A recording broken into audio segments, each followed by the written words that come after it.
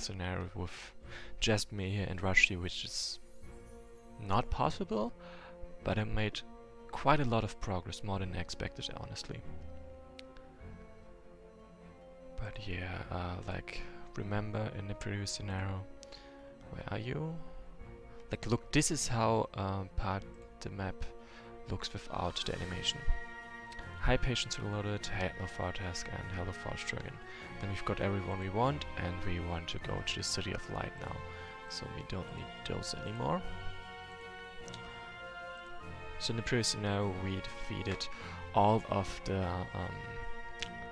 what's the names? All of the Taras, and it's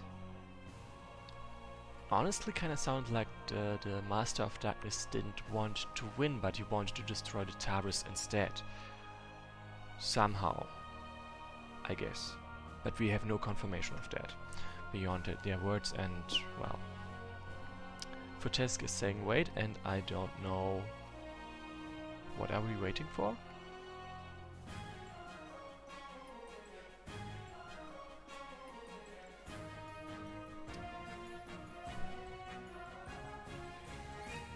Okay, Fortesk is not saying anything anymore, and Force Dragon is saying yes, the Master of Darkness wanted to destroy the Taras, which is nice. The armies of darkness have finally been vanquished, allowing the Carosians to recover their ravaged territories.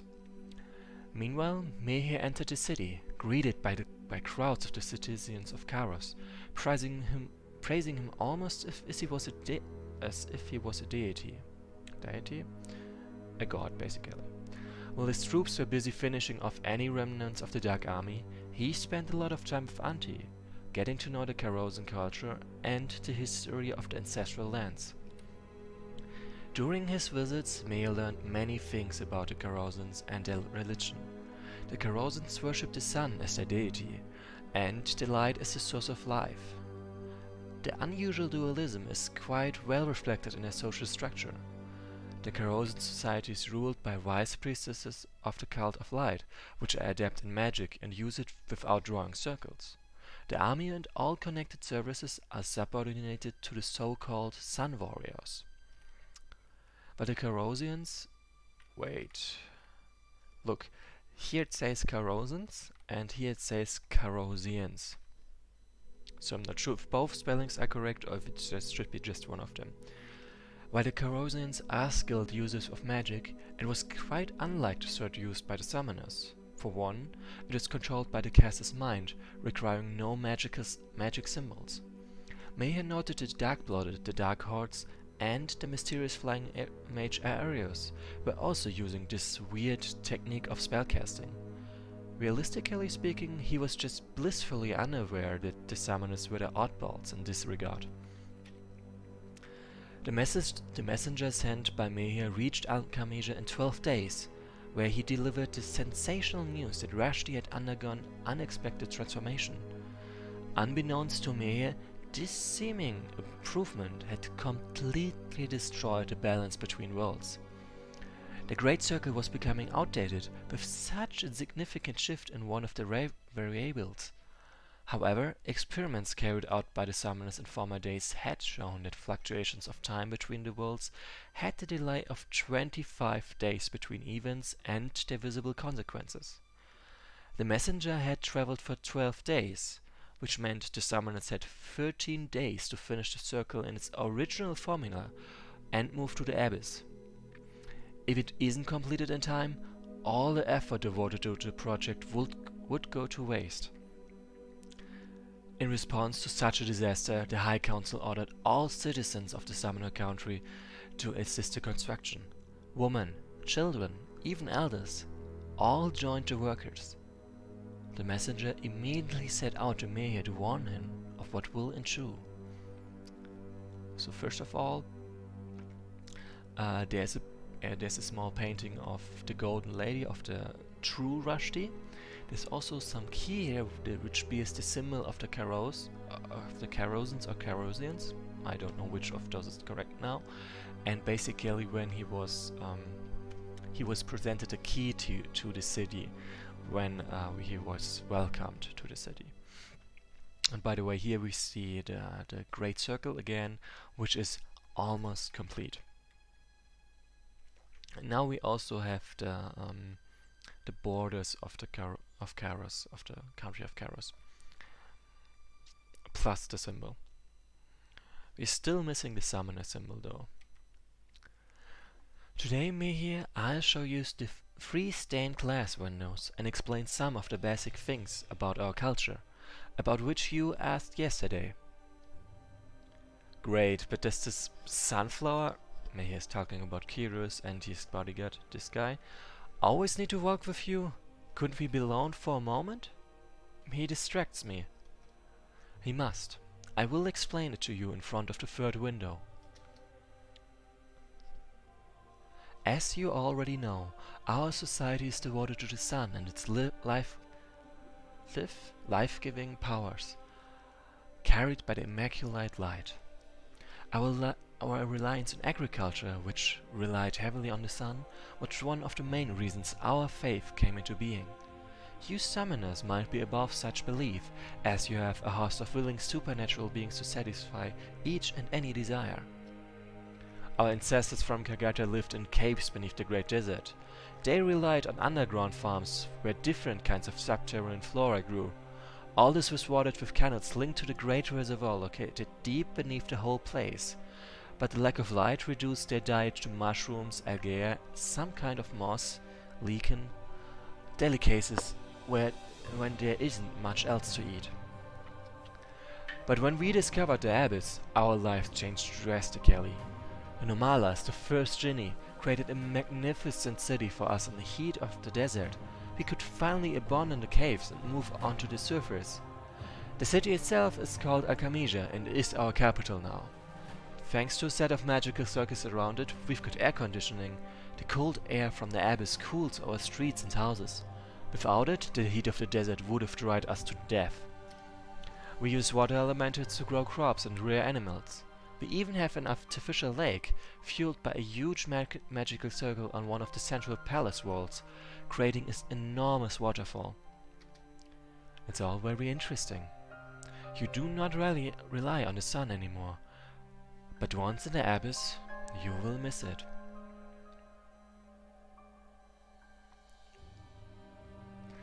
This stained glass window shows a mistress of light. In our long history, sometimes exceptionally talented and devout servants of light appeared, whose sheer willpower allowed them to cross the border between spirit and body, turning them into living personifications of the light. We hope that someday the sun will choose a good candidate and grant her this wonderful gift. I hope I don't offend you, but we don't consider the sun a divine being. To us, it is just a source of deadly heat. Due to our location, we rarely step out of our cooled cities. Even the mystical Jinn, some of the wisest beings from the abyss, when asked about us, told us that the sun is just a huge ball of fire. Well, they used more sophisticated words for it. Thermo something or plasma. I don't quite remember the exact wording he used. It so happens I have one of such wise Jinn with me. Let's ask him so you can see for yourself. Hi Forest Dragon and hi Inferno. Have you called me, my master? Yes. Now I'd like you to tell our host what the sun is. The sun is the star at the center of the solar system. It is a nearly perfect sphere of hot plasma with internal convective motion that generates a magnetic field via a dynamo process. Alright, thank you for the explanation. You may go now. And what I would like to point out is it's kinda a shame that there was not an unsummoned sequence now when he went away. Yeah, Forest Dragon is saying that they are now officially but actually Mihir's advisor. These Jinn of yours are quite weird. I couldn't understand even half of what he said. Yes, they speak like that all time. Not all the time? You get used to it eventually. Speaking of deities, ours kind of don't exactly fit the definition. While we do technically worship them, they are the ones who serve us, not the other way around. Rushdie Rami is one of such beings. This is fascinating. Your culture and beliefs are completely alien to us. Unfortunately, our sun does not speak to us like you ultimate beings, but it certainly does bless us with divine powers. So in Fortesk is saying, no, Patron Lotus likes that mystical Jin knows actual physics. Fortesk is saying, that they recently, that when they played it recently, it wasn't like that. That Mehe actually used those words, and they like the change because it makes more sense that Mehe doesn't know the words that the Jin does. The Inferno is pointing out the sun description is just a Wikipedia ripoff. Fair point. The last stained glass windows shows Akirus, the finest among the Solar Guardians. Warriors like this protect our temples and the priestesses inside. Because I am the highest priestess, I am naturally given the best bodyguard. But how is he supposed to see anything? His helmet is just a golden plate without any eye holes. Curious, like other Sun Guardians, doesn't rely on eyesight. He sees with the eyes of his soul, and I'm sure that he can see much more than our eyes can. Amazing. If I tell my friends in Alchemija about what I've seen here, they won't believe me. But I have a question. You said these Solar Guardians protect your temples. From what danger did you need protection before the Dark Hordes arrived? You don't seem like a warlike society. Well, in the past, we weren't as current of a society. There were many local wars of different clans and tribes. The one finally emerged victorious from its conflict, the worshippers of the sun. 9. Oh, I see. Then, not the, then one finally emerged victorious from this conflict, the worshippers of the sun. Gifted with its power, the members of our faith united all the smaller nations, forming our civilization, Kairos. We are all united under the light of the sun. I see. Amidst so many true spiritual beings, our sort is more developed. War over the one and only? That would make the camels laugh. We limit ourselves to fate missions against faithless Jinn. The Abyss gives us a great advantage. Here you are, Malik! An extremely important message for you. Ah, probably yet another promotion in recognition of my latest victories. Let me see it. So, by the way, let's look at the Lord Bishop is a fun name. That's not what I'm looking for right now. I'm looking for the curious. Like here, see, really just a faceplate and nothing else. My goodness! Would it be a privilege in honor of your merits? The transformation of Rushdie Rami disturbed the multidimensional space between worlds, so the Great Circle has to be activated in 2 weeks before its current design becomes outdated. Our enchanters spent hundreds of years discovering the formula. Inventing a new one would take centuries. When were you told to deliver this? 13 days ago. That means the circle is going to be finished. Oh no.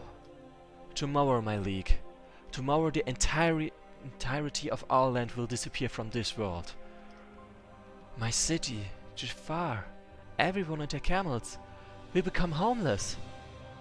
Alone in the great desert. This is the end. How am I supposed to tell my men that they'll never get to see their families again? Mayor, please look at me. Is all truly lost? Maybe you can stay with us in Kairos. You don't understand. The Great Abyss is the center of our lives. If the rest of the summoners move to it, they won't return, and will be trapped in this mortal world forever. What would you say if I told you a new people who would know how to send you to this world of yours? Really? I'm all ears. The people I'm talking about can move you to the Abyss without drawing circles. They live not too far to the west from here, or at least they used to live there yesterday. What do you mean? There's only an endless ocean west from here. Are you talking about an island? Not exactly. The land, how do I put it, is sometimes moved by wind. I will explain it to you later. Until then you should tell your soldiers about the things that have transpired. It seems there is some hope, these mysterious people. They are our only chance. So, let's talk about the chat first of all. Protest is saying maybe the Jinni does know how to get back to the Abyss. Forstranger says Resiful does at least, but Resiful doesn't. Resiful knows how to banish an element, a magical being without deleting, resetting their memories. Protest is claiming that Chad maybe could have avoided that, and no, he couldn't. So yeah, Forstranger is saying it's kind of necessary to move the rest of the plot forward.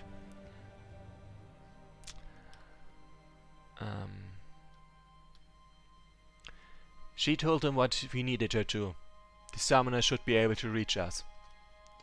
True, but how exactly is the summoner of any use to us?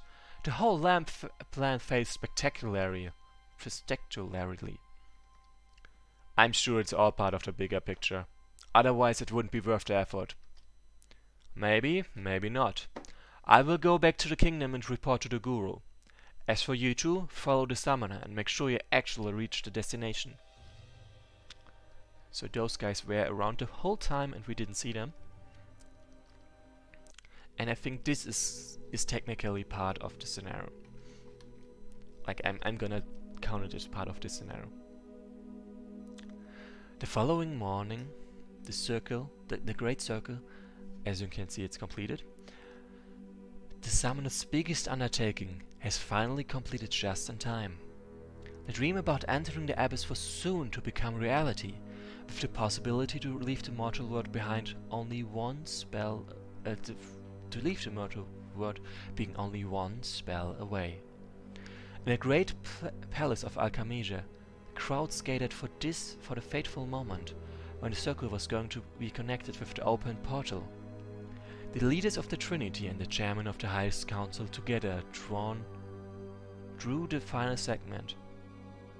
Like not drawn. And once, when it touched the other world...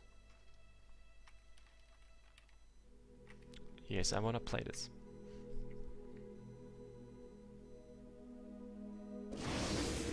So I would like to point out, this looks pretty cool, but the circle we saw was outdated compared to the circle we saw on the map previously. Just saying. Let me just think for a moment. Okay, this is the next scenario and I'm not gonna play it today. So for now, see you next time. And as you can see, the place literally disappeared. There should... Technically, there should be some part of this missing too, I think, because they did cut through it. And this doesn't exactly look circular, actually. For now, thanks for watching and see you next time.